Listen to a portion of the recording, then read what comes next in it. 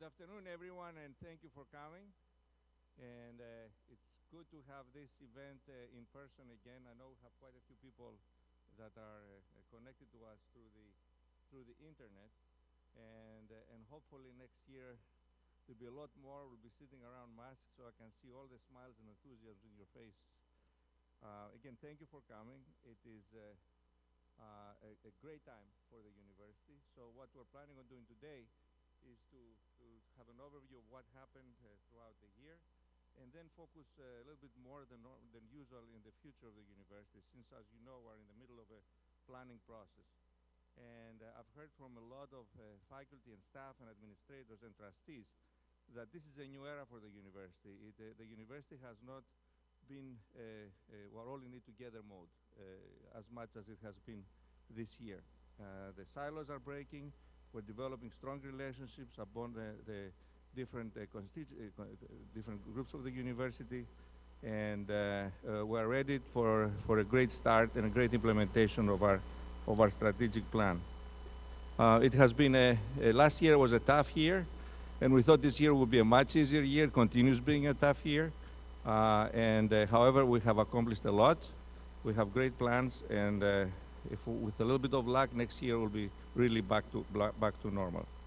So today we're going I'm going to give you some of the fiscal updates and talk about momentum and change of the university, present some planning initiatives, and then we'll have Q&A, and three of my colleagues are going to be part of the presentation as well. So let's start with the finances. Well, we started the year with an $8.4 million deficit, which was not good, and we had to navigate through the pandemic. We had lower room and board levels because of remote learning. We had students that did not show up in the university. We had expenses related to testing. In total, between revenue losses and increased expenses, COVID has had a $25 million impact for the university. $25 million, that's significant given our budget, very significant. And I want to recognize that all of us felt that strain, and all of us made sacrifices. Through wages, we had strained budgets with impacted services we deliver. We had open positions that were not filled, so many of us were doing more than one job. And we had added work, and also a lot of you spend a lot of time volunteering for the testing and other issues. And these are truly the heroes of the university. On the good side, we had FEMA funds. We managed to get $5 million, and that was not without any effort. It was a lot of effort, and one of the first universities that actually got the money. So we're very pleased about that, and that was enabled us to partially offset the COVID-related costs. And the amazing thing is, although we had all these challenges, it was the first year since fiscal year 2017 that we did not need to take a supplemental endowment draw. That is significant. And it was surprising to the board, but we managed to do it with all our collective efforts. And that's very important for our creditors and our overall reputation. Taking money from the endowment is not a good fiscal practice. So I want to thank you all for these efforts, and we did it. So, as I said, we're all in this together. We had both aligned and non-aligned employees contributing to the challenges and to the solution of the challenges. We had the salary reductions, retirement reductions, and furloughs. In addition, we had increased student fees, and the students agreed to have their student fees move from the usual areas into supporting testing. We had winter and summer session revenue increases, which was terrific. We deferred open positions, and we had operating reductions. And again, I want to acknowledge that this was not easy for us, but hopefully things are getting better as time progresses. Although we did have tighter budgets, still we're able to deliver high-quality programming to our students, because our students that's what we're here all about. Now, how are we doing now? The good news is we got all this federal funding. The bad news is there won't be, chances are there won't be any more federal funding. So this ended now. So we have to be on our own. And we will pursue it relentlessly, both to see if there are any more funding, like FEMA kind of funding, and also increasing grants and other sources. But we definitely cannot rely on the millions of dollars to continue to flow on our bottom line. The other challenge we have is that nationally, retention rates among four-year private schools are down 4.5%. And our retention rate is about the same level. And there are a number of reasons for that. The primary one is there is a population decline. That population segment is going down. It's going to go down by 15%. So we have to really think of what we offer, how we offer it, how we retain students, how we differentiate ourselves from other schools, how we expand our reach and our appeal beyond the region. And then retaining students would be significant. And of course, the pandemic has exacerbated this democratic shift. Now, there are some signs of hope, of course. Our endowment has gone up through to good management by 16%. And we finally ended the affordable excellence, which I've told you a number of times I thought it was a very bad idea. And now we have increases in tuition that will enable us to have more revenue to improve our offerings and not have a strained financial condition. And we have fantastic new trustees. We had about 50% of the board is new since I came here. 50%. And if you look at the new board members, they're amazing.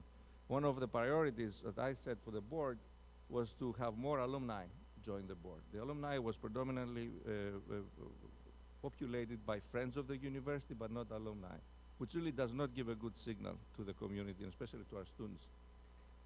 I'll give you three examples of three of the new people we attracted. Les Hisso. Les is the CEO of Suffolk Construction and Summit Construction. And it's a major construction company. They built our new SICAM building, and they contributed about $500,000 toward the SICAM building. And he was so engaged and so intrigued by what we're doing with the new planning for the university that they gave us about $300,000 for scholarships of students from underrepresented groups, the largest gift the company has ever given in its history. And Les was so enthusiastic about what we're doing. Not only he gave us, and his company gave us a significant gift, but also he joined the board of trustees. He's one of the cheerleaders around diversity and inclusion areas at the board. Tony Masson. Tony is a graduate, he's an alum. He's the treasurer of Amazon, the treasurer of Amazon. And we were able to engage him. He was disenfranchised. He did not think the university was moving in the right direction years back. Not only he's enthusiastic now about where the university is heading, he joined the board. And in the board meeting, he started competing with Les Hisso, because Les said, I have employed over 100 students from Roger Williams. He said, I'm going to beat you from that. I'm going to employ more in my company. And having a treasurer of Amazon, one of our alums being on the board, would send a very strong message to the students. And also it adds a lot to our branding. Bill McCann. Bill is another alum. He runs the biggest health services organization in the world. There are how many billions of dollars, Amy? About $20 billion a year organization. It's in Texas. Number of hospitals, other relevant services. He's an alum. So we were so much focused on getting him on the board that when he finally made it on campus with his wife, we had a whole strategy of how we would engage him. Scripts, things, you know, all of, they came to my office, his wife and him, and he said, tell us how we can give back to this university. It's going through this amazing transition. We want to help you. We want to be your partners. Tell us what you want us to do. I was like, oh my God, this is a dream. And I thought it would be a hard sell. Immediately he accepted to be on the board of trustees. His wife is also engaged, and they, both Tony and his wife, and then Bill and his wife attended and Bill, by the way, Tony, my son's wife, is a graduate also. She's an architecture school graduate. They both came, and actually we hosted them along with the chairman of the board in the new guest house we have at the Wynn Hill, which was a fabulous venue, not only for them, but we invited other trustees there to have sort of their own place when we have board meetings. And that worked very nicely. Also, we have opened the family circle of the university by developing the President's Circle. This is a small group of individuals that have been amazing in their professions and very philanthropic, and we were able within the first year to raise hundreds of thousands of dollars through them and have them help us develop some of the ideas that then we built into the master planning process. Also, we're building the board of advisors. We have about 30 now or so. The plan is to have about 100. This is a broader group of alums, industry folks, advisors that would come from all sorts of areas that could be helpful for us as we implement the strategic plan. And this is sort of a feeder group for the Board of Trustees. We want to get some people in the advisors group and see who is engaged, who is performing, who is contributing, and then potentially move them to the Board of Trustees. So we're really starting the whole foundation for a capital campaign, the first ever capital campaign of Roger Williams University. It's going to take time to get organized. It's tricky because the only way to, most universities, the way they define how much the goal of a capital campaign should be is based on how much the previous capital campaign was. So if they run a capital campaign, let's say for $100 million, the next one is probably for 150. Well, we haven't had one, so it's going to be a lot of guessing, and but we'll do it. I was in exactly the same situation at the Museum of Science when I started there. The Museum of Science had never had a capital campaign. We had no idea, and the board was saying, let's do 50 million, and I said, let's do 250. A third of the board quit immediately, and the ones that stayed made it, and actually we raised over $300 million for the museum. I don't know what the number will be here. It's a different situation, but we're getting organized, and by bringing in the family powerful individuals, especially alums with passion and love for the university, would make a big, big difference. Also, we have great collaborations and partnering across the campus. We're truly bringing closer the law school, the university college, and all campuses, all schools, and all divisions. I had a number of administrators that came and told me they had not seen this before, all this good work, that synergies and combined efforts that result in, bring real results, like big gifts from individuals that now see the difference at the university. So I'm going to spend more time outside of the university because we need to bring more people into the university, and looking forward to working with you and bringing some of you to trips to talk to students and alums, ex-students and alums, because those of you that are in student-facing jobs, like faculty and some certain administrators, could play a key role in helping us making new friends, bringing new friends to the university. And our fundraising has been super. The last 2 years, since I came, we doubled fundraising. We doubled it. So we exceeded goal last year by 60%. And as you can imagine, the board is thrilled about that. And again, we have long ways to go. It's amazing how little money the university used to raise for its caliber. But we're starting moving in the right direction and building a culture of philanthropy. So, strategic planning. As you have probably noticed, we launched a website, so you can access it and you can see where we are. And we posted the planning framework document, which is called Excellence by Design. And also we're aligning division plans to the strategic plan, and we're continuing engaging the campus. As we said before, this was a collective effort. We had hundreds of staff and faculty and students and board members and outside people help us pull all these ideas together, and it's happening. Also, we're aligning the strategic plan with our physical master plan. It was sort of upside down. The master plan was almost done before we had an academic and strategic plan, so we stopped the process, and now we're going to finalize the master plan and bring it to the town for approval. Our master plan was due now to the town, but some of us went and met with the town administration and explained to them how we want to be thoughtful with our master plan and align it with the strategic plan. And we asked for a 6-month extension, and they gave us a year, which was wonderful. So we have time to figure it all out. So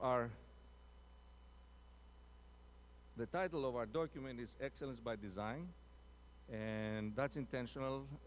Actually, we're going to be intentional on what we plan and how we design things. And you can see from the document how everything is coming together, to design solutions to problems, design experiences for our students, design the spaces where our students live, learn, and work, and designing the equity, designing with equity at the center.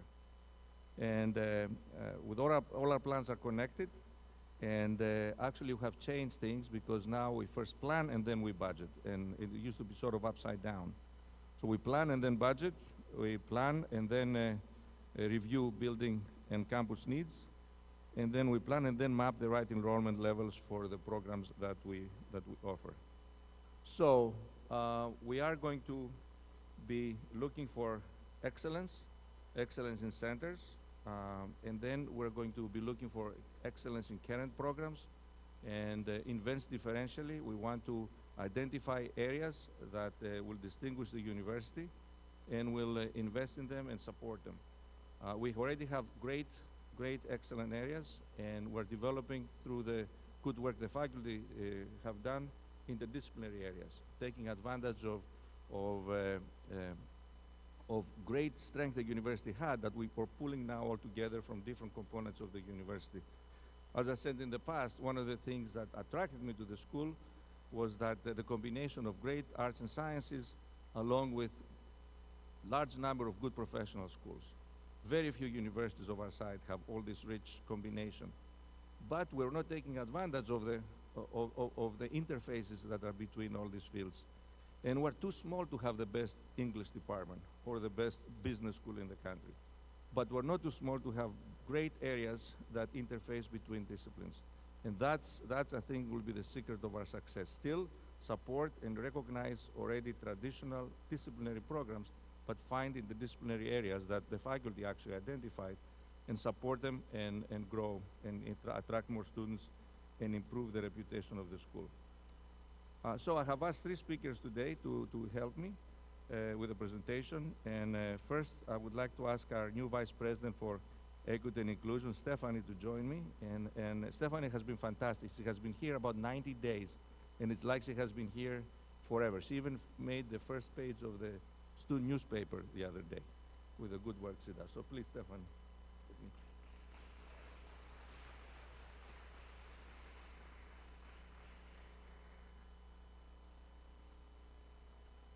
Good afternoon, everyone. I'm incredibly happy to be here in this official capacity. As the president just mentioned, I've been here just about 3 months. And in those past 3 months, I've met with students and faculty senate leaders. I've spent Mondays at our Providence campus, engaged with the law school community, and welcomed incoming grad students to RWU. It's truly been a pleasure to meet so many thoughtful, kind, and creative individuals. I've also had the opportunity to learn a few things in this time as well. For starters, I was able to identify that I actually know nothing about clamming. I've also come to realize that my New York City driving antics may not be appropriate for Bristol. And finally, it is really easy to accidentally end up in Massachusetts. I guess what I'm saying as a native New Yorker is that I've learned a lot about what I don't know, but I've remained open-minded, questioned my own assumptions, and committed myself to learning more about New England ways of life. In many ways, equity, inclusion, and diversity, that work requires a very similar approach. As members of the RWU community, how will we keep an open mind, question our assumptions, and commit to learning more about inclusive strategies and practices that lead towards improved educational outcomes and experiences for students and a better workplace climate for ourselves. I consider myself fortunate to have joined a university that had already began the challenging work of unpacking racism, privilege, and various kinds of bias. The 2020 Equity Action Plan served as a catalyst and a blueprint for institutional change. Each focus area outlined goals and opportunities to make RWU a better place. In the past few weeks, I've met with the authors and members of the shepherding groups for each section of the Equity Action Plan. We discussed areas of progress, identified places where efforts have stalled, and began to imagine how the next steps of our work would align with the institution's strategic plan. I've been delighted to learn that there are an incredible amount of efforts, new DEI committees, and long-standing programs that seek to address common inequities. However, the time has come for us to unify, sustain, and expand those efforts. That's why you'll notice that I've drawn our attention to infrastructure and leadership. It is crucial for the next phase of our work. In fact, I'd argue that our DEI efforts rest on our ability to get this part right. The Equity Action Plan stated that we would deepen the university's advancement of diversity, equity, and inclusion efforts by implementing changes in culture, leadership practices, and leadership composition. In this regard, we must all embody the idea of leading from where you are. Roles and titles aside, our shift to embedded equity requires that we all champion DEI efforts. Equity was once the moral obligation of a few, but it has now blossomed into a non-negotiable institutional tenet. This progression acknowledges that past attempts to address bias, discrimination, and inequity were often built and supported by a coalition of the willing. Today, we uphold that equity is not optional. Equity has a place in every classroom, co-curricular space, student support area, and governing structure. All members of the RWU community must envision themselves as active contributors to the creation of safe spaces, improved policies, and procedures that have a quantifiable impact on our effort to become an exemplar for inclusive excellence. Our new strategic plan rests on 5 focus areas: academic excellence, engaged learning, student success, a thriving community, and sustainable futures. Equity is the through line that challenges us to examine our individual behaviors and our collective institutional impact. With equity set as a strategic priority, consistent and multifaceted approaches can be deployed at every organizational level. It's not easy, but it is possible if we all do our part. Thank you for listening, and at this time, I'll transition to Provost Everett for more details about the strategic planning process.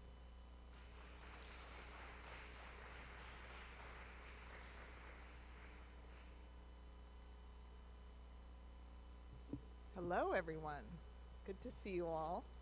I just have to say it is such a privilege and a joy to have Stephanie here after not only a year of transition and searching for our next CDO, but Stephanie is just a great partner, colleague, creative, takes a holistic perspective. We're just really lucky to have you, Stephanie, and I know we've got lots of work ahead, but we've got a great person to help us with that important work. So it's my pleasure to provide some updates on academic excellence. Nope. There we go. So to talk about updates on strategic planning related to the academic program. And as we think about really propelling the university into the future and going from a very strong institution to an excellent, exceptional institution, academic excellence, no surprise, the Vice President for Academic Affairs would argue that academic excellence has to be first and foremost in our minds. And that, of course, includes the curriculum measured through our assessment activities, and the accomplishments of our faculty as teachers and scholars. And it also means identifying and elevating areas of distinction. Where can we be excellent? Where can we be distinctive? What makes us unique? What can we do better than anyone else? And in ways that nobody else can do. I think that is this is a critical time for us to think really deeply about that, as we have, thanks to the many faculty who engaged with us over the last 12 months or so, and in particular to the groups that came together and the great discussions that came together around interdisciplinary areas of excellence, which has been really exciting conversations, really hopeful, really creative, really engaging conversations. I spent a lot of my time as a faculty member and an administrator throughout my career helping to develop interdisciplinary programs, and I have always found that work of identifying the connections and intersections across programs really stimulating and really valuable. And so it's been a joy to help move that work forward here. So as the president mentioned, we have a number of really flagship programs that draw students, that are well known, where our students are successful, where you heard about some of our alums who are serving on our boards, who are successful out in the world. And I think the focus, as the president said, on interdisciplinarity doesn't replace that. It doesn't replace the need to continue to develop and resource, and we have a lot of conversations about resources, those programs, but I think it allows us to build on those strengths in ways that elevate all programs and help all of our programs connect together around these areas of strength. So interdisciplinarity builds on our existing strengths. And we really, I think this whole focus in the strategic plan around interdisciplinarity is really premised on the idea that collaboration and partnership is really our future, and the power that comes from that collaboration. Building interdisciplinary distinction, moreover, really requires us to take this interdisciplinary focus. So to quote Aristotle, the whole is greater than the sum of its parts, right? So we have all of these wonderful programs, but as Dean Greenstein has said before, the innovation happens at the intersections, and so the whole is greater than the sum of its parts. The connections are really what will allow our students to excel and allow us to really elevate our reputation and be distinctive. And also the world that our students, and this is something I was sharing with the board, I think you all already know this, but to share with you a point that I made to the board members last week, that the world that our students are entering into really requires that they think across fields, across disciplines, that they think in ways, that they collaborate in ways that are required for solving the wicked problems, which we're all familiar with. These problems like climate change, for example, that are so difficult to solve, that are so multifaceted, that require so many different areas of expertise, but that also require us to collaborate, to bring people together with different perspectives, different experiences, and different areas of expertise to solve problems, which of course is also an amazing learning opportunity for students, and I think so fitting for an institution that has these strengths across arts and sciences and professional schools, and that really prides itself on getting students out of the classroom into the community, hands-on learning, problem-based learning, and I think we always want to be modeling for our students that kind of collaboration through everything that we do. So, you're all familiar with this list, but let's provide a few updates on the specific areas of interdisciplinary collaboration that are emerging.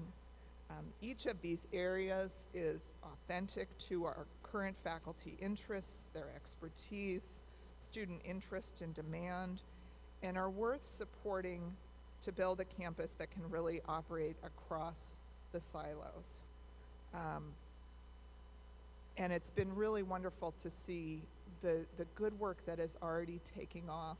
The Public Humanities and Arts Collaborative or CoLab is already on its way. We're in the process of identifying a director.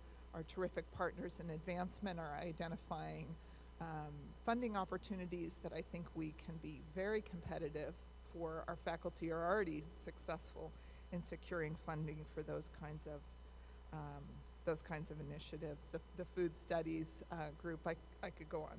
It's just been really terrific. And I think, again, if we want to model for our students this kind of collaborative, thinking across disciplines, innovation at the intersection, all of these thematic areas and all of these initiatives are worth supporting. I'm going to provide you with some more detailed updates on two areas today, as I did with the board last week, which is the real estate initiative and the initiative around sustainable oceans and coastal futures. And I'll share why with each of them. Let me just kind of go into them one at a time. So why real estate, and why are we emphasizing this now? One, real estate, a focus on real estate and a movement towards a center for real estate draws on our existing program strains related to the built environment.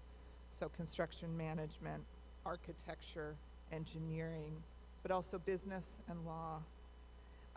And also our social sciences and our wonderful partner in Providence, Housing Works, and faculty who are interested in issues of equity and policy can also connect very much, and we need them to connect to this focus on real estate.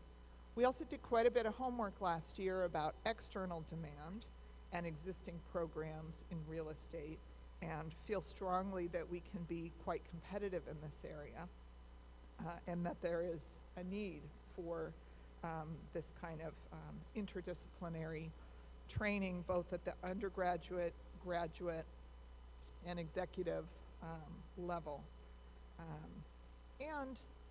Why real estate? Because we have a number of very successful, supportive alumni and external partners. You heard about the Shamet Scholars, who are eager and ready to support our faculty and our students in this work. And in fact, our wonderful partners in advancement have already been securing funding for this initiative. So that's just really exciting, including funding to support our current faculty in developing curriculum in this area. So a quick update on program goals related to real estate. Our overarching goal is to establish Roger Williams as a center for real estate education in the United States, and to create real estate programs that, as I mentioned, serve a variety of students, and to deliver an interdisciplinary approach that brings together coursework, students, and faculty from multiple disciplines and professional areas, and to really embed within these programs a practice-based approach to give students real-world experience throughout their program and help them develop for fields in the public and private sector related to real estate, including the nonprofit sector. So we're currently in year one of this initiative, and we are in the process of Steve White and a number of faculty are working on developing curriculum for a graduate certificate, which we plan to launch next fall. And from there, we'll go on to build out a master's in real estate, and ideally a minor or perhaps a major at the undergraduate level. And then, as I mentioned, executive education, annual symposiums, symposia, and so forth.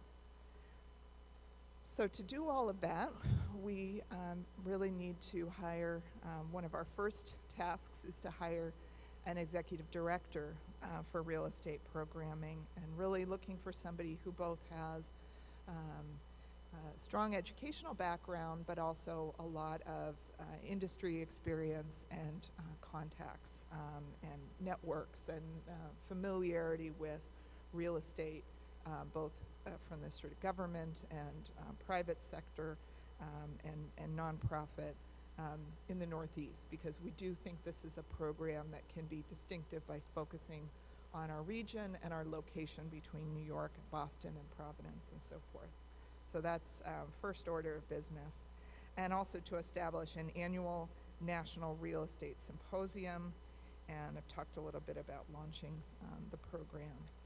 And so away we go with that. Very exciting. We've already secured about $500,000 in funding to seed this, and hope to continue that fundraising as our efforts evolve, and really looking forward to the active participation of a number of disciplines and faculty in that effort. Another interdisciplinary initiative that I wanted to highlight for you today is the Ocean and Coastal Futures, or the Blue Economy, which we've talked about. I talked about this in the fall faculty conference a little bit. We've been convening groups to talk about this. I think you're all familiar with this discussion, so let me provide you with some updates on that now. So why focus on the blue economy or sustainable coastal futures as an institutional priority and as an area for university distinction?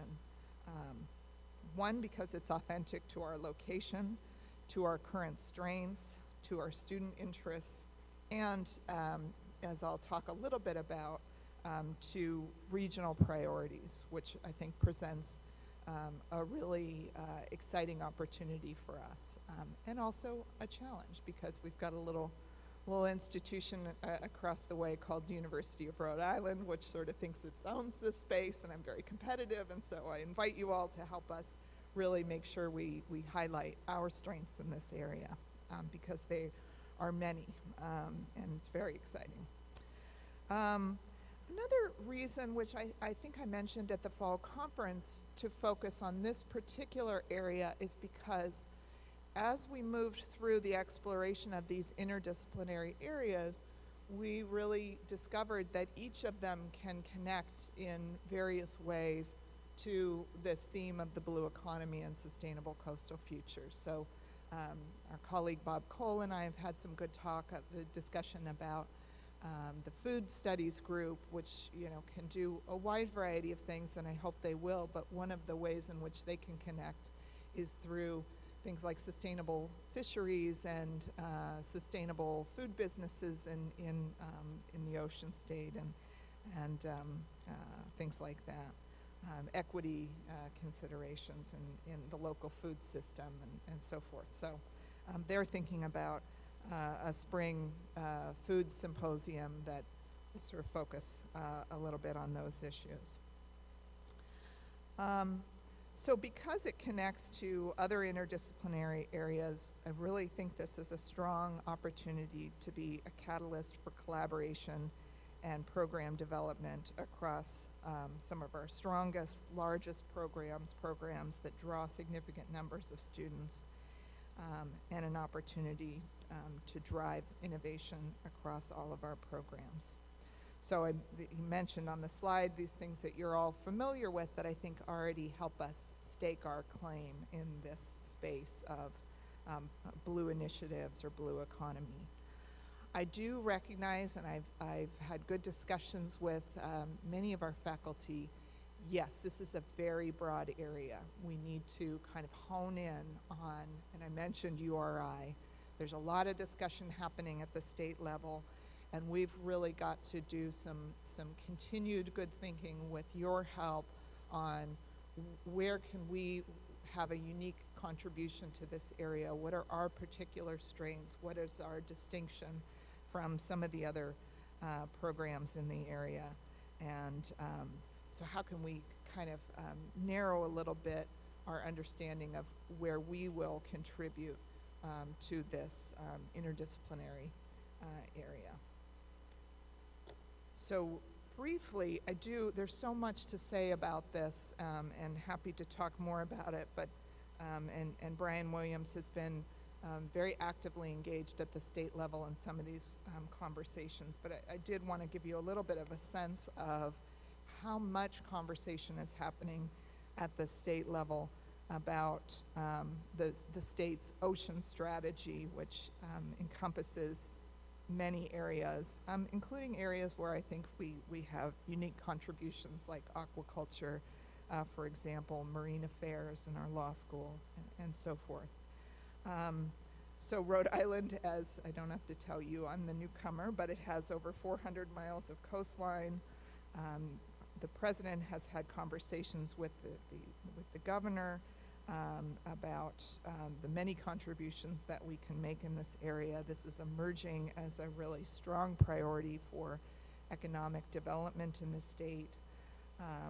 The kind of idea is that like the research triangle in North Carolina or Silicon Valley or other sort of economic zones, this focus on the blue economy could be a real driver, not only for economic recovery following the pandemic, but also a long-term economic strategy for the state.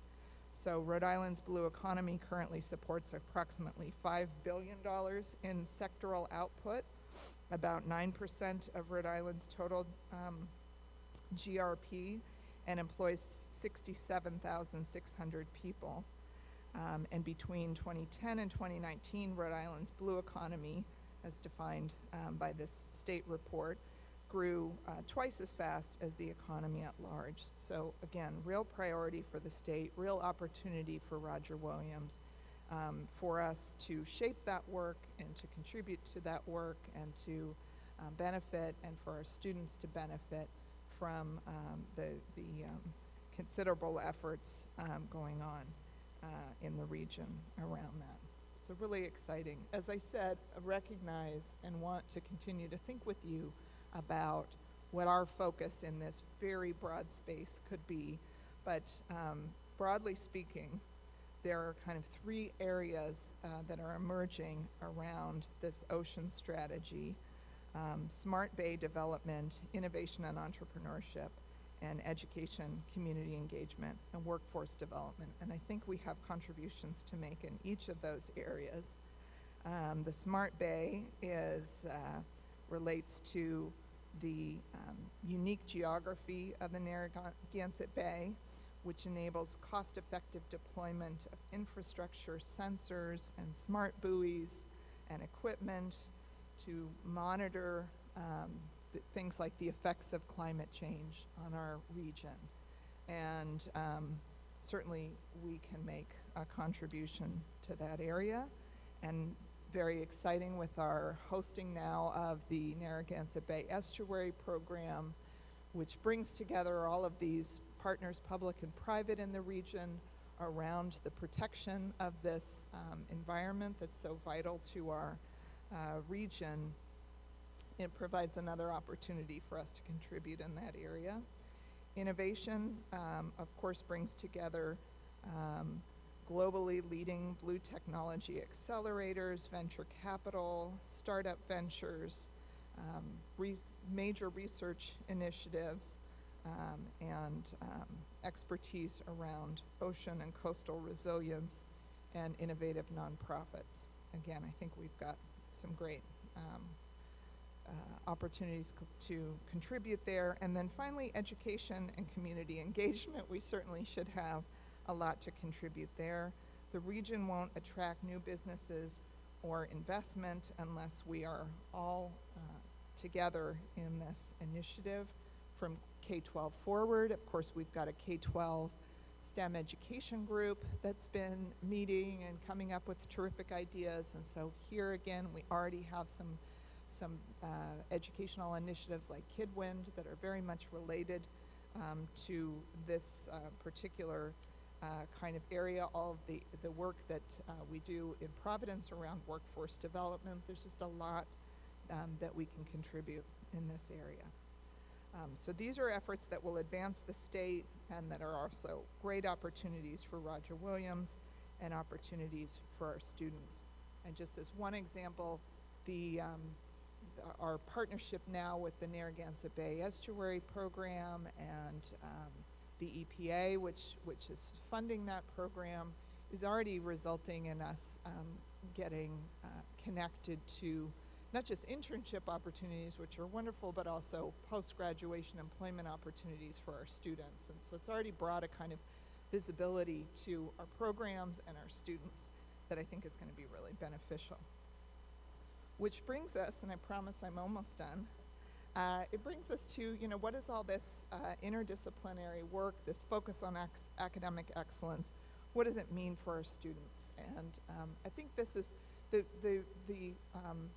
we presented much of this to the board last week, and they were really supportive, really enthusiastic, really pleased to hear about the work that our faculty and staff are doing. This is probably the area that they're most excited about, is why we think these initiatives will really mean so much for our students and really help us provide some very exciting opportunities to students.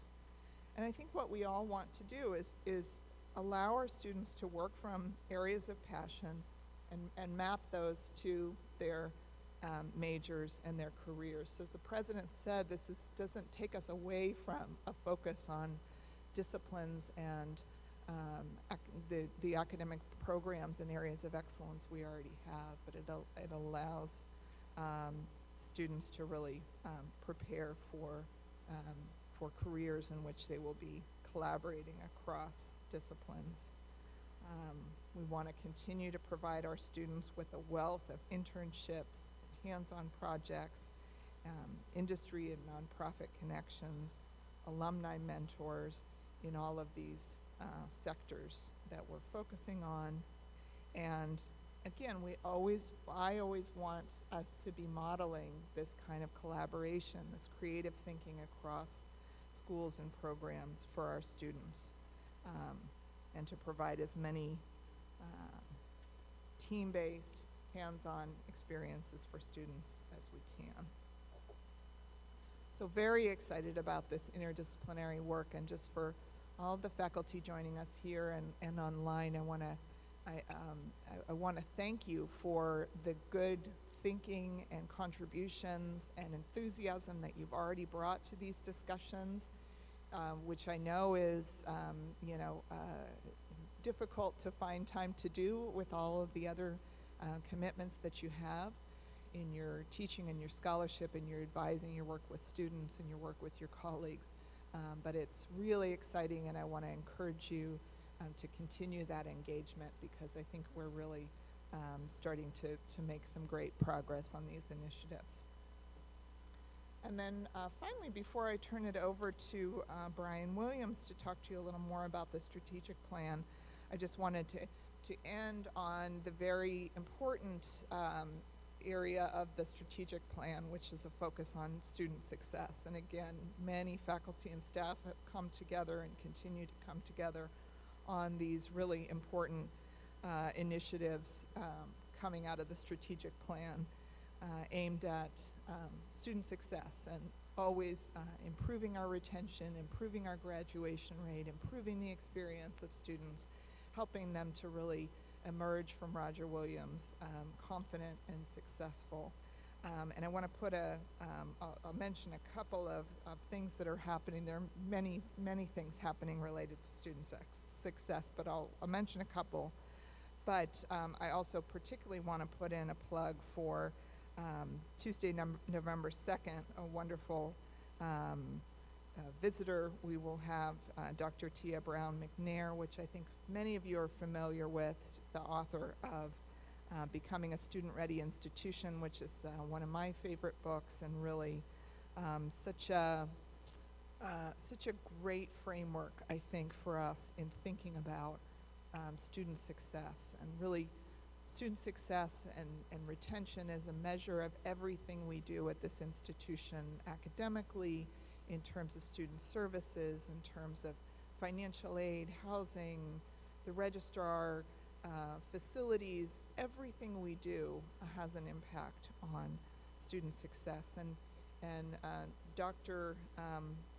McNair really invites us to think about not what do students need to be ready for college, which is an important conversation, one we've had for decades, but what do we need to do as an institution to be ready for our students? And I think that's just a really elegant and powerful framing for us. And so we're really delighted that she will be spending a day with us. She's going to do various sessions with faculty and staff, and we are really looking forward to that. So I really encourage all of you who can find time to join one or more sessions with her to do so. I think it'll be really, really helpful for our conversations moving forward.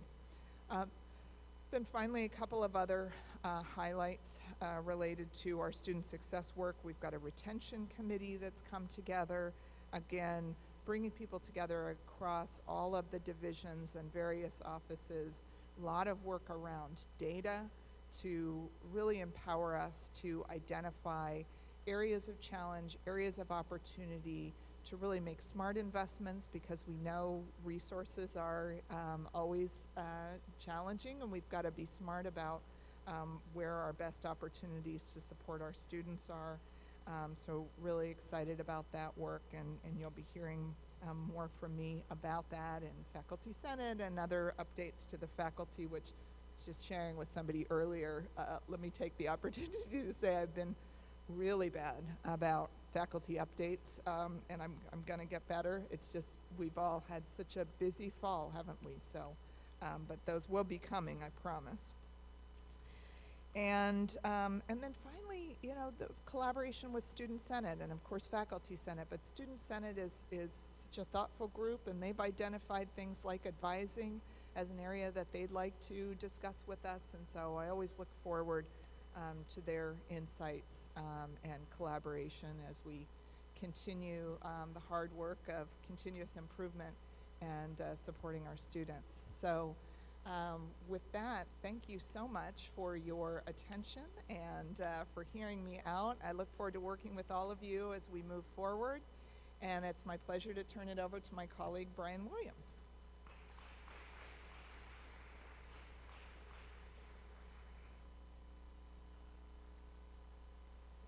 Thank you to everyone who's spoken so far, and I'm Brian Williams, Chief of Staff at the university, and the planning priorities that we've created provide really a framework, and we've talked about them as a framework through the course of this year to inspire us to paint a picture of the future we're trying to create, but also help guide our day-to-day and our year-to-year actions.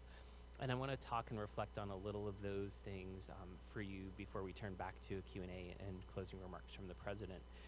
And I'm struck by a couple comments from Stephanie and from Margaret that in really the push to use data differently on campus. That call has been there for a number of years. That call is a key piece of the infrastructure and leadership working group of the Equity Action Plan to become a more data-informed culture. The Equity Dashboard that institutional research and Dr. M.A. Lammert worked on and have shared those discussions on campus help guide us because Stephanie said a key phrase: we need to lead from where we are.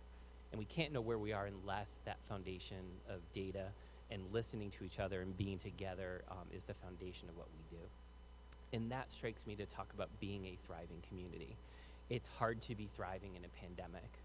What we've accomplished in the last year and partnering together takes a toll. And to be inspired by everything we're talking about, from the blue economy to real estate to all mean faculty being asked to create new courses, mean recruiting and marketing in different ways, and all of us moving together to actualize this future. So to talk about thriving community and then how we take care of ourselves in order to take care of students the way they deserve and need to be cared for, that is our challenge through this planning cycle and through the next couple years to be threading these together. So to talk a little bit about these pieces, for me, the anchor is how we all move together. So now through this spring, this concept and the importance of integrated planning.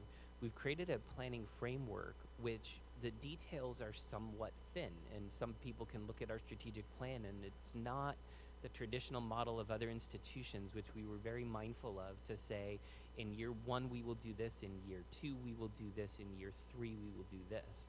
Because we need to listen and see that it's working, know where we are, align our resources to things that are working, and invest very smartly to move together across the institution as a whole.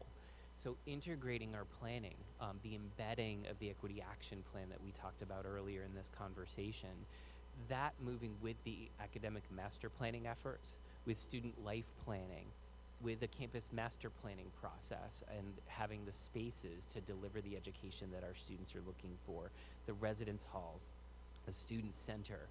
Those conversations happened, as the president mentioned, before the pandemic, and we seek now to bring them back as we have this emerging sense of where we want to head. And we can ask the question, what spaces do we need to realize that vision? And we're into an order of these discussions and dialogues through the course of this year. Those things help us attract new and different types of students in the enrollment planning that we're working on, the stories we need to tell. And marketing and branding is intrinsically connected to the enrollment process, but also the stories we need to tell donors and alumni. So moving together with a capital campaign and the ways we talk about ourselves in interdisciplinarity, all of us using a similar and a common language. And that language continues to evolve each year. So all of us moving together is a core for this year. I will just call out, I put these notes of these plenaries with the board. The board is with us for this journey through this entire year. We spent a lot of the time with real estate and the blue economy in these academic plenary conversations with the board last week. But the board, in being engaged in supporting the academic and the campus master plan, is a focus in our February board meeting. And then in May, we will link together enrollment planning and then the marketing and branding pieces in a board plenary as well with the full board. So there are campus conversations we need to have between now and then. So the architects, Air St. Gross, who we are working with as our campus master planning partners, and them coming in November and a couple other times to campus between now and February to refresh the planning that many of you may have been involved with, to think about our spaces and our places and the education we deliver, how our student needs have changed, how our assumptions about space and interdisciplinarity maybe change our thinking about academic buildings and priorities. So we all move together in these really exciting ways into this next stretch. And data-informed culture is a foundation for that. So what happens in our culture when we start to understand where we are, how we need to move, how we improve? A foundation of being a data-informed culture is looking at the key internal measures of student success, looking at our acceptance rate, our student success, our yield process. Are the students we're offering admission to choosing the institution? And then if not, where are we going? And these are great data discussions and access to data that we've had for a while, but sharing them wider across campus is what this year needs to happen. So we all are using a common language and understanding the decisions we make and the investments we make. First to second year retention and the equity dashboard starts to show us when we disaggregate our retention rates different for across gender, across race and ethnicity, across first generation, across different schools of study. Are we doing well in one area or not? It all informs where we put resources, how we train, how we support employees, and how we're mindful of our interactions with students. And it cuts then across the employee experience too. We're working much more closely with human resources, and it's a partnership in the divisions in human resources to think about the onboarding experience, the transition of employees to the institution, training and development and support that we have so that we can move more quickly when there are openings and train people and have deeper engagement and not spend a lot of time placing, posting, hiring, retraining. We need to be focused on the work more than the personnel pieces, and we're real excited for a lot of the pieces that make Thriving Community to come together. 3 key external benchmarks I just wanted to spend a moment on, and we can look at our internal data and see that we're doing better this year than last year, or reaching an internal goal. but are we doing as well as those around us? And are there things we can learn when we scan externally? So across key parts of the strategic plan, there are external measures, hundreds, if not thousands of institutions using these tools that allow us to see how we're doing in relation, set measurable goals, and focus on measures to improve year over year. So that culture that the president and Margaret mentioned of thinking about data and an assessment culture comes from three key areas. So across student success and engagement, many may be familiar with the National Survey of Student Engagement. It's something the university has done in the past. We paused for a couple of years. We need to bring it back, and we are bringing it back. And it focuses to help us about the student experience at a deeper level, to measure where we are and where we need to go. So these key themes I pulled out of academic challenge, learning from peers, interaction with faculty, in the campus environment, and the quality of interaction, and is it a supportive environment? And when the data tells us we're doing well in an area or weak in an area, that needs to inform the next year's budget. That needs to inform the strategies into the next year, and to benchmark against schools to see we're doing it well, differently, or not as well as other schools around us. And having those open campus-wide conversations and engaging with the data is what's going to help make us stronger and more resilient as a university community in the services we provide. That's also critical for the employee experience. The Chronicle of Higher Education, in partnership with a group called Modern Think, you will see this survey launched in February and March. It is a great colleges to work for survey, and it breaks across key areas for us to understand better the employee experience. This is a sample heat map. This isn't us, but this is the sample of data that we will get back and be able to have, not just do the survey and say to the campus we did the survey, but do the survey and then have a discussion about where we may be red or where we may be really blue and excelling in certain areas, and understand those and bring them to other areas of the university across different roles to do it better. So some of the topics, if they're hard to read on the screen, cut across collaboration, communication on campus, confidence in senior leadership. I think some of us are going to be anxious to see that one. Diversity, inclusion, and belonging, and there's an equity imperative that's also included within this. Well-being, pride, some real qualitative, some real quantitative areas to, again, let us see where we are, let us see how it compares to other institutions, and put measurable strategies in place the next year, do the survey again, see if we see improvement, and use data to drive strategy, to align budget and effort and resources to those areas to move forward. So for the student and the employee experience, those are the two key surveys. And then for what we're doing on campus and our community impact, that sense of thinking about our partnership beyond our walls to create resilient communities around us, and for us to be a good steward of our resources for us, the community, and the planet.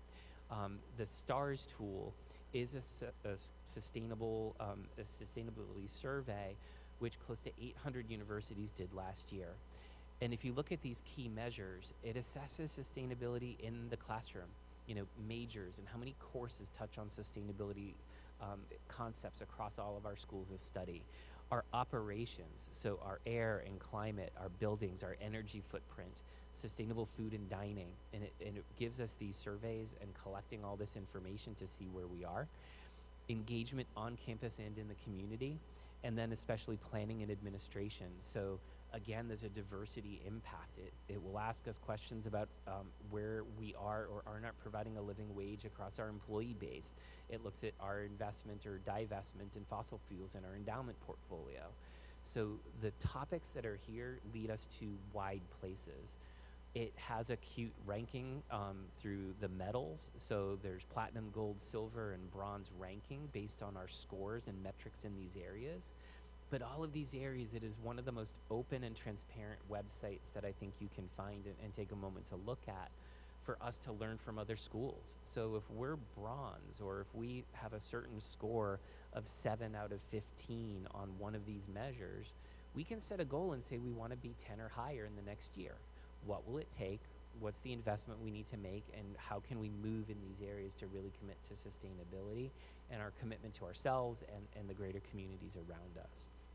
So high level, beyond these, creating more dashboards on campus, sharing more information across campus is what I think you'll see is a really strong foundational commitment as we go through this whole year together, because that sense of knowing where we are and measuring the successes we have and how we continue to move the institution forward.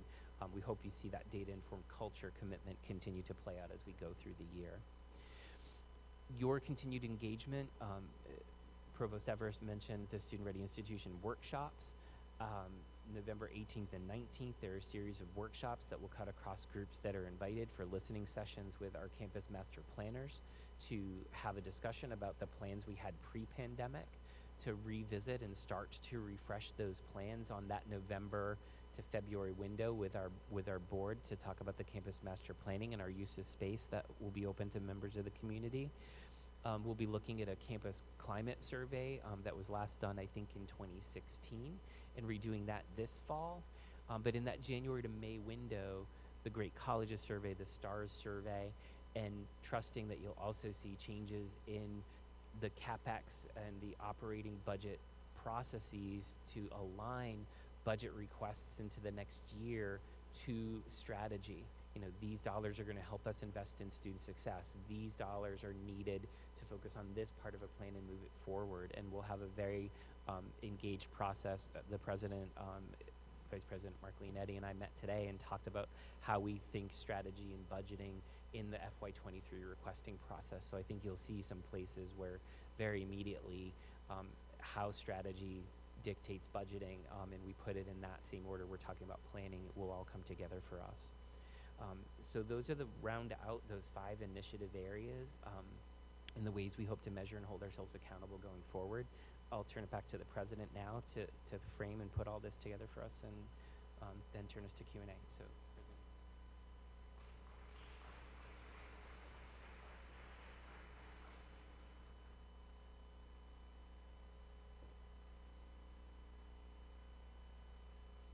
So how will Roger Williams look over the next 5 or 10 years? If we get this all done, we're going to have recognized centers of excellence, and for the innovative ways we align education and industry to solve pressing societal programs. And when I talk about centers of excellence, this will include the interdisciplinary areas that the provost described, plus others. The fact we identified these 6 areas doesn't mean that over the next 5-10 years we won't have other interdisciplinary areas. So we're still inviting faculty staff to come up with other ideas of strength and identify other interdisciplinary areas that will be able to support. In addition, we'll have nationally, internationally recognized programs. We have some excellent programs right now, but we'll put extra effort to support them even more, brand them, and be recognized for some of our schools and some of our programs we offer that are in the traditional areas. We'll have personalized educational pathways and integrated academic advising with comprehensive career and professional development.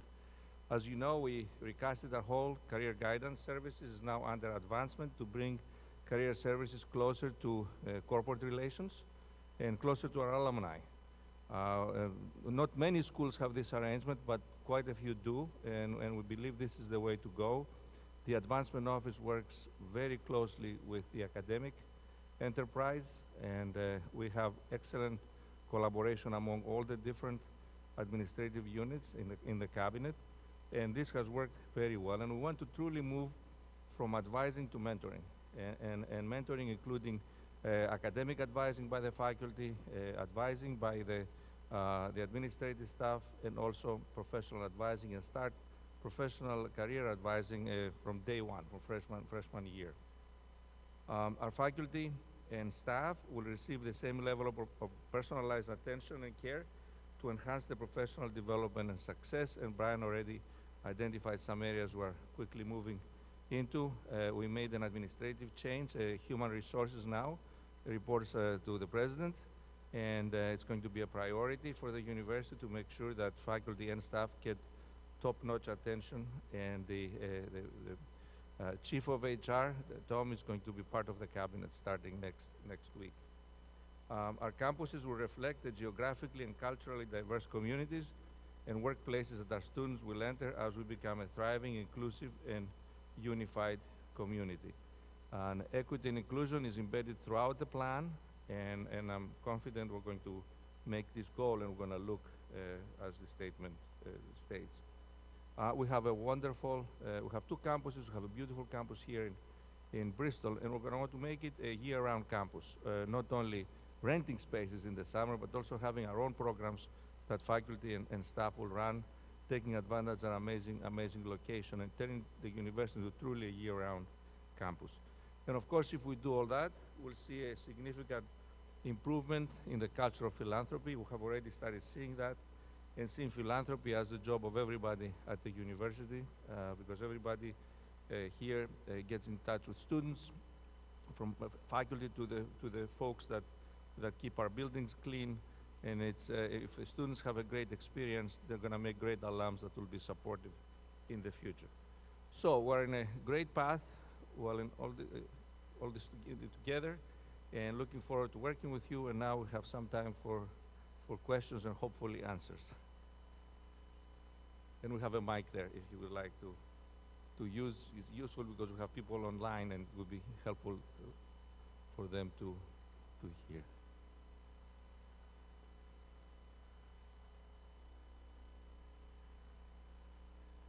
Please go ahead. If you wouldn't mind using the mic so that the people online can hear you.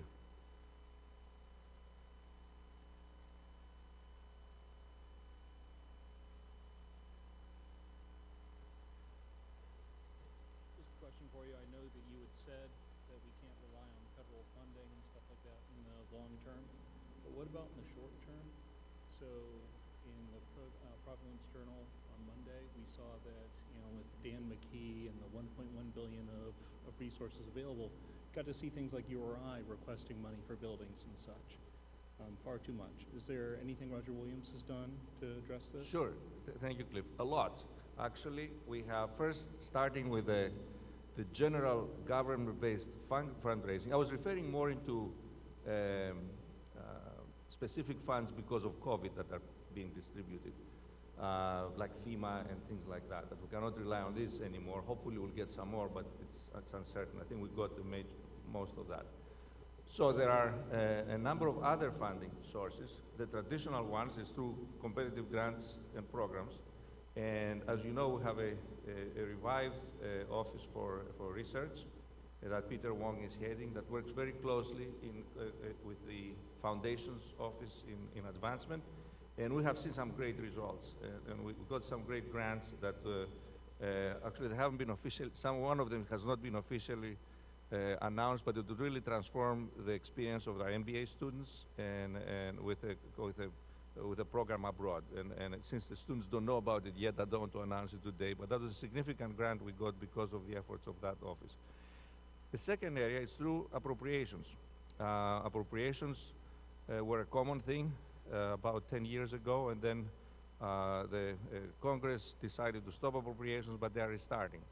So have engaged the lobby firm, and we have our own efforts to get appropriation funding, and that's sort of it used to be the pork money, which actually, if you use it well, it's very helpful. At the museum, we got significant amount of funding, and we jump-started our entire effort to introduce engineering in the lives of young children throughout the country. And so we already have 2 applications for this year's appropriation for that.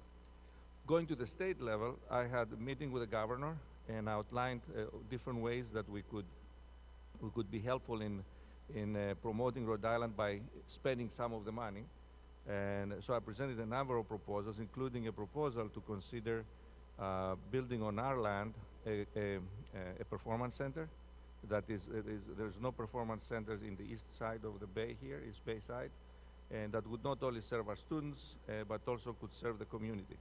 And so that's sort of it's a long shot, but that's a request for that money. Now there are other the governor has brought me in touch with the Secretary of Commerce, and then we have a number of us that are working with the Secretary of Commerce in a number of projects, anywhere from workforce development to connecting us with another proposal writing project in partnership with URI, and Brian is spearheading that. That's for about $100 million proposal around blue economy. And we're trying to identify areas where URI should be the lead, other areas that we could be the lead. And URI will be the big player, obviously, and the state always supports public institutions, but we have identified areas that we could have significant contributions. So we are, through our lobby efforts to direct contact with the governor's office, we're all over the 1.2, plus the other monies that are going to come for regional projects, and Rhode Island is going to move forward with this project, and we're a major partner along with URI in this one as well.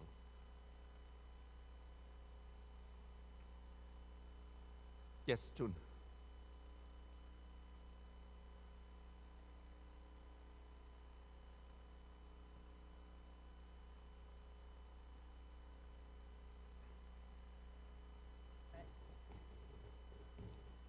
Good afternoon. Thank you, President Mialis and your team for great information. So when you first came to Roger Williams, you talked a lot about the university that the world needs now. And a lot of the projects that were talked about today didn't seem to integrate the folks at the university who work with people, the teachers, the psych majors, the communication majors, the Latino Policy Institute, which does research on that particular segment of the Rhode Island population. So I'm wondering if you could tell us how the sort of social sciences, the humanities, you did mention the Performance Center, thank you for that, that's great, fit in with your strategic plan to use all of the folks who focus on the sort of people side of things. Thank you. Actually, if you look at the participation of faculty in the different interdisciplinary groups, there were a lot of faculty from the social sciences and humanities and arts that participated in this and contributed in this. So we have one of our centers, of course, is dedicated around humanities and arts, and it's actually one of the most proactive centers and forward-looking. But if you look at areas of, let's say, real estate or blue economy or in other areas, there are a lot of opportunities for participation by faculty exactly in the areas that you described. And as I mentioned before, we're open for other new initiatives as well. This was a wide open process, and you participated in a couple of these too. And we wanted to make sure that we invited as broad of a population, faculty population as possible, and staff to participate. And we had quite a bit of participation. So I'm not worried that anybody was left out. Actually, we spend equal time with all the different schools, Margaret and I, in talking about the strategic plan and inviting folks from every single school of the university. And to make this plan succeed, we need everybody's participation. Remember, when I started my talk, I said that one thing that attracted me is the richness of liberal arts combined with excellent professional schools. If we don't have a strong participation by faculty in the sciences and humanities and communication, we won't be taking advantage of this richness. And so not only I hope, but I would expect the faculty to step forward and participate. And it's not like a closed club in each of these areas. We're looking forward to having more people, more ideas, and it's just the beginning of it.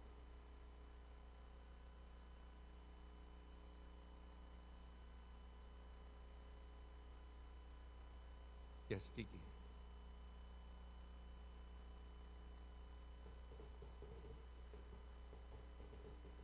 So thanks for everything that you said, and it does give us, or at least me, hope that we are moving in a good direction. Question, comment, I guess. A lot of us in Division of Student Life are pretty tired, I guess. We're dealing with social justice issues, a lot of mental health issues.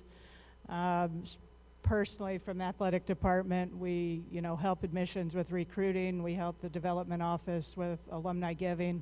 And tomorrow's Day of Giving, everybody, so please open up your purse strings a little bit.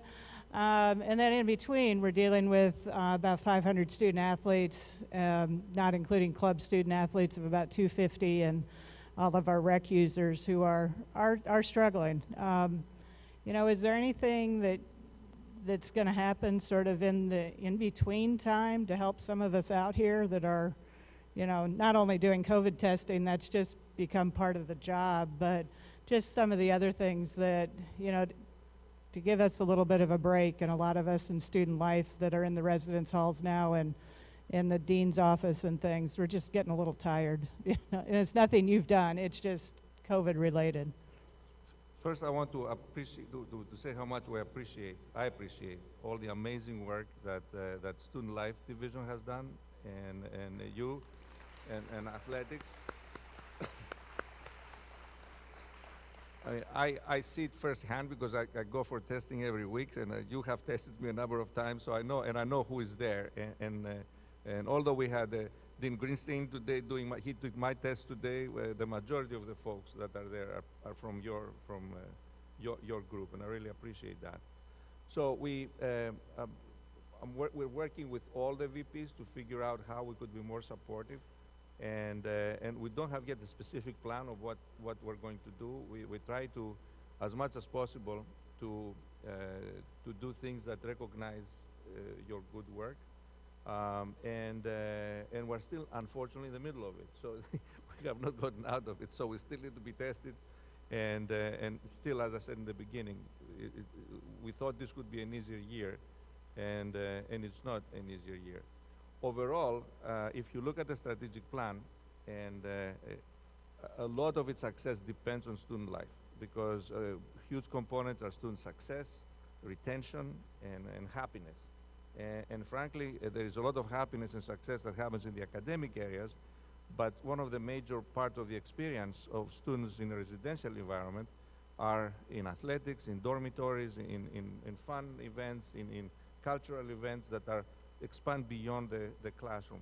So student life is going to be a priority, and within the student life we'll identify excellent areas that will differentially support, like certain athletics programs, maybe some advising programs.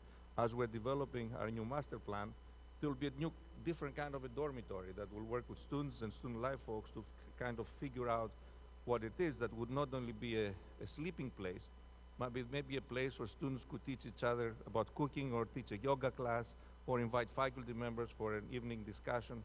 And as we envision a new kind of dorm, we'll be combining academic life with social life. And again, athletics, not because you asked the question, but athletics is a big part of Roger Williams. For the few trips I've done outside of campus because of COVID, I've met with quite a few alums. And the people that usually attend these events are previous athletes or parents of athletes. So I do appreciate that athletics is still, it may not be a major sports school, but it plays a major role. So John and I will continue working together to figure out how we could do some thoughtful work to reward all of you that have gone above and beyond because of COVID. John, you want to add anything? Or?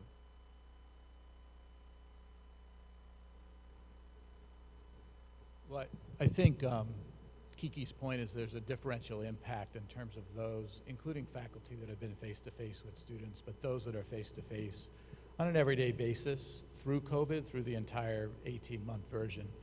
So I would say, Kiki, that one of my goals is to treat this winter break differently than past winter breaks, and make it more of a break for individuals that have been in those capacities. Super. Any other questions?